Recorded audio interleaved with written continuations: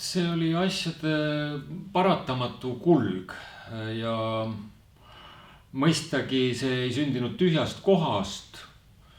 Enne kui üks teine rockbänd nimega Ezra reformeerus in specs, olin ma juba ka enne seda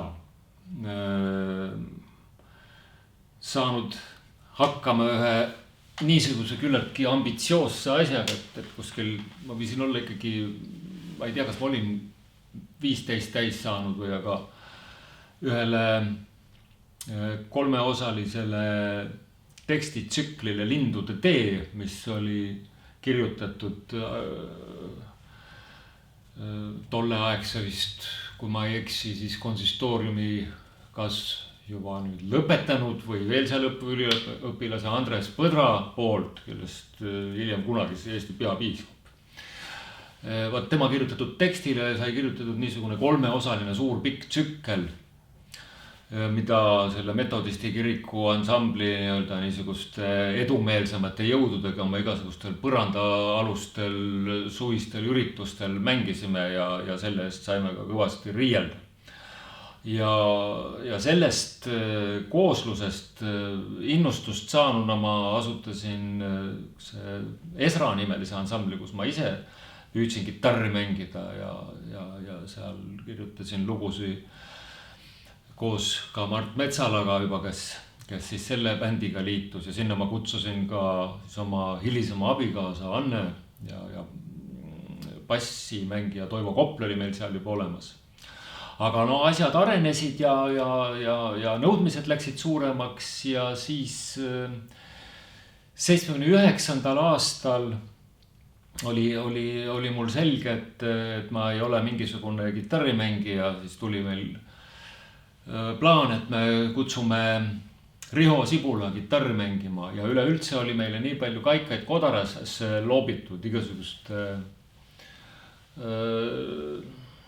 sovjetlik kultuuri haldavate instantside poolt, et vaatasin, et väga tervislik on jällegi nime vahetada ja nagu puhtalt lehelt alustada ja siis selleks oli ka koosseisu vahetused olid nagu küllaltki legaalselt näiv põhjus. Ehk siis ühesõnaga see pikk keellugu seletab seda, et Inspe ei sündinud lihtsalt niimoodi tühjast kohast. Et see oli mitmete niimoodi tasahillukesi arenenud muusikaliste tegevuste üks selline loogiline tulem ja ma ütleks ka kõrgpunkt.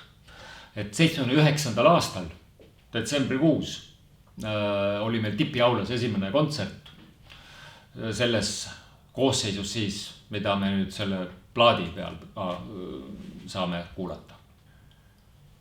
No esiteks oli see mitte lihtsalt üks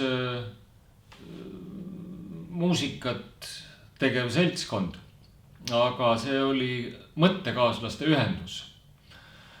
Ja ma tahaks rõhutada just seda, et sel võrdlemisi vastikul brežnevistlikul ajal tundus see mõttekaaslaste ühendus mulle nagu üks oaas keset seda sovjetlikku igapäevast jaburust. Ja need teemad, millest me rääkisime, need raamatud, mida me lugesime, mõtted, mida me vahetasime, see kõik moodustas ühe terviku. Et mul oli väga hea olla selles vaimses atmosfääris.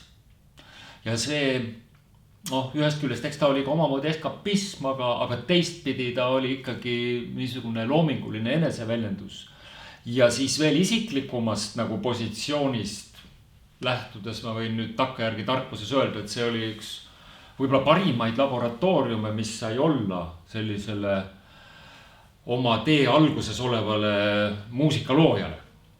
Sest kui mõelda selle peale, et ma hommikul võib-olla ütleme näiteks kirjutasin mingisugused visandid, mõtlesin mingit uut lugu välja, siis läksin nendega proovi ja reaalses kõlalises keskkonnas sain kohe maid aru, mis nagu funktsioneerib, mis töötab, mis ei tööta, et see oli üks väga oluline aspekt selle kõige juures. Mul on väga hea meel sellest ja muidugi annan endale ka aru, et võib-olla osa kuulajaskonda vaatab seda kui mingit arheoloogilist leidu, mis on ka omamoodi tõsi, sest osad salvastused kuidagi ilmusid välja nii, et mul ei olnud enam aimugi nende olemasolust. Ja ma arvan, et võib-olla uuele põlvkonnale on seda kõike väga nagu huvitav kuulata sellest teisest aspektist, et mismoodi ajal, kui kõik need tehnilised võimalused olid võrdlemisi kitsakesed, et kuidas siis ütleme üldse niisugune muusika kõlas tänu sellele, et ajad olid niisugused. Aga see on asja üks pool, et tegelikult on siiski võimalik, ma usun, tajuda seal seda ehedat energiat. Et need on enamuses kõik niisugused kontsertvõtted, need lood siis, mis on selle topeltplaadi siis teisel plaadil. Ja seetõttu on nad muidugi ka väga erinevates akustilistest tingimustes üles võetud. Ja Priit Kuulberg on muidugi teinud väga suure ja tänuväärse töö restaureerides ja siis masterdades lõpuks seda materjali.